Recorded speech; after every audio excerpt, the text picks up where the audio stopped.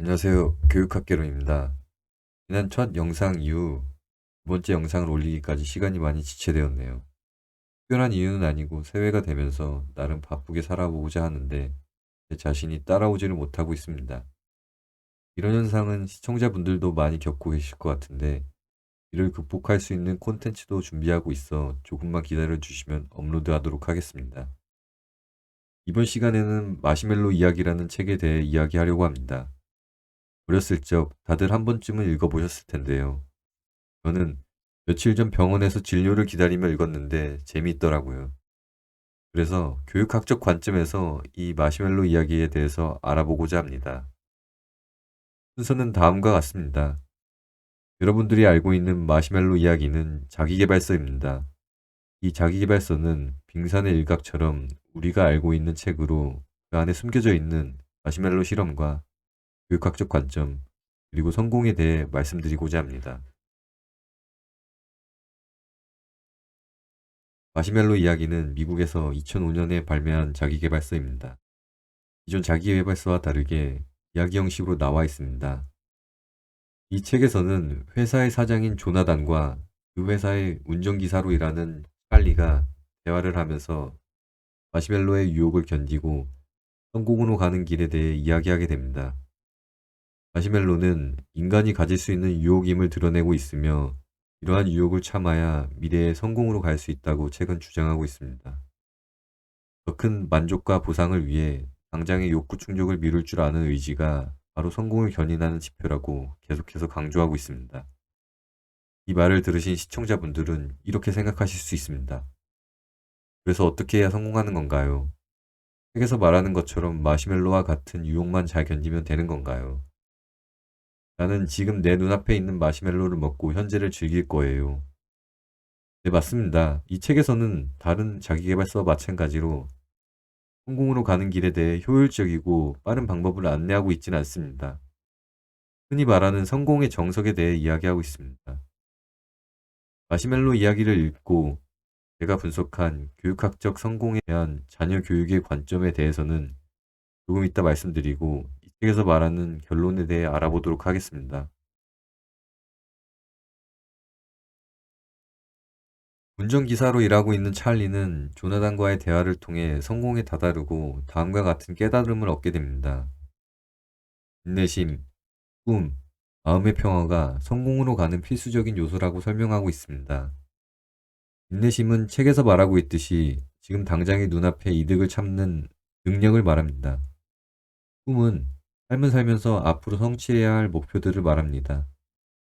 이 목표는 체계적으로 지금 무엇을 해야 할지, 며칠 뒤, 몇 년 뒤, 무엇을 해야 할지를 설정하는 것을 의미합니다. 그리고 마지막으로 마음의 평화는 성공하기 위한 평온한 상태를 말하며 삶의 목적에 다다르기 위해 열정을 쏟고 실제로 실천하는 상태를 말합니다. 바로 이 공식이 이 책에서 말하는 성공 공식입니다.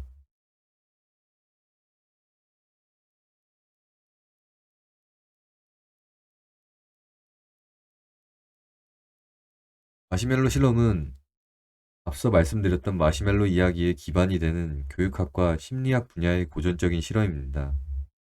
어린아이에게 마시멜로 한 개를 주고 15분 동안 먹지 않고 참으면 두 개를 주기로 하고 아동의 행동을 관찰했을 때 먹지 않고 참아서 두 개를 받은 아이들은 이후에 자라서 그렇지 않던 아이들보다 학업 성적, 성취도 측면에서 더 우월한 결과를 보였다고 합니다. 하지만 이 실험에 대한 논란도 있습니다. 2013년과 18년 여러 대학에서 마시멜로 실험에 대한 오류를 지적하게 됩니다. 어린아이들이 마시멜로를 먹지 않는 것은 인내심이 아니라 가정 환경에 영향을 받는다는 것입니다. 즉, 첫 번째 마시멜로를 빨리 먹은 아이들 중 일부는 참을성이 부족했던 것이 아니라 나중에 돌아오면 하나를 더 주겠다는 연구원의 말을 의심했기 때문이며 불완전한 환경에서 자란 아이들은 먹는 것이 남는 것이라는 생각을 갖고 있어 남아있는 마시멜로를 먹어버린다는 것입니다. 안정적인 환경에서 자란 아이들일수록 약속이 지켜질 것이라고 믿고 기대하며 좀 더 오래 기다리는 경향이 있다고 주장하고 있습니다.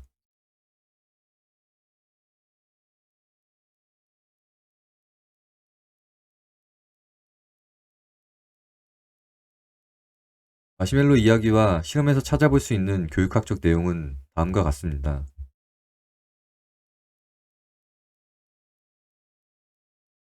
마시멜로 이야기에서 주인공인 조나단은 마시멜로를 먹지 않은 한 회사의 사장님이었습니다.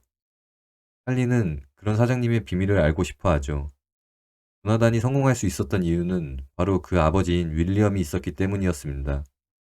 아버지는 자신이 갖고 있는 인내심의 원칙을 자식에게 물려주어 어렸을 적부터 저축을 하는 근검 절약의 습관을 들이고 대학에 진학하라는 충고를 통해 한 회사의 사장이 될 수 있었습니다. 책에서 언급하는 또 다른 인물도 아버지의 도움을 받고 성공할 수 있었습니다. 호르헤 포사다라는 메이저리그 선수는 아버지 호르헤 루이스로부터 선수로서 성공할 수 있는 방법을 전수받게 됩니다. 유년기 이루수였던 자식에게 포수라는 포지션을 추천하고 오른손잡이 선수에게 왼손으로 타격할 것을 주문합니다. 성공으로 가는 길은 어려웠지만 호르헤 포사다는 미국 메이저리그 역사상 포수로서 가장 많은 홈런을 친 선수로 기록되게 됩니다. 그 인물들을 통해 자녀 교육에 있어서 누구를 만나 어떤 교육을 받는지가 아이의 미래에 영향을 미친다는 것을 알 수 있습니다.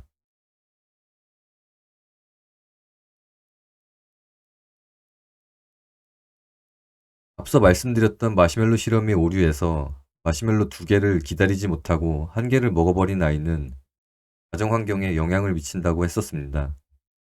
사회학자인 제임스 콜맨은 학생들의 학업 성취 능력은 학생의 가정 배경인 사회적 자본에 영향을 받는다고 했습니다.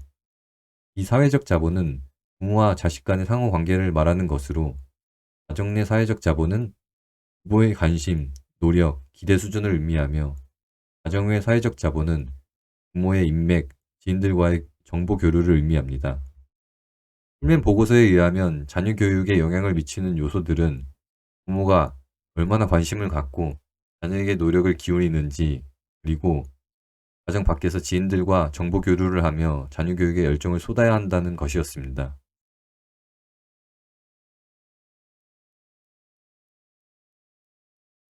지금까지 마시멜로 이야기에서 시작하여 마시멜로 실험의 오류와 각각의 교육학적 관점에 대해 말씀드렸습니다. 마지막으로 자녀 교육에 대한 성공법을 정리하도록 하겠습니다.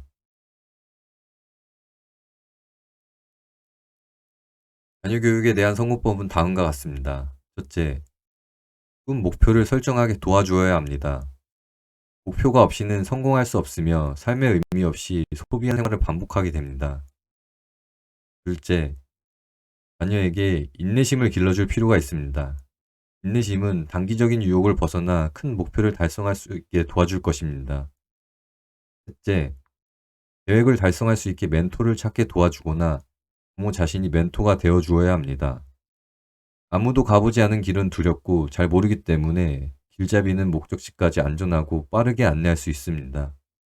넷째, 부모의 열정이 무엇보다 중요하다고 할 수 있습니다. 풀맨 보고서에서 말씀드렸듯이 자녀 교육에 영향을 미치는 요소들은 부모가 얼마나 관심을 갖고 자녀에게 노력을 기울이는지, 그리고 가정 밖에서 지인들과 정보를 교류하며 자녀 교육에 열정을 쏟아야 한다는 것이었습니다.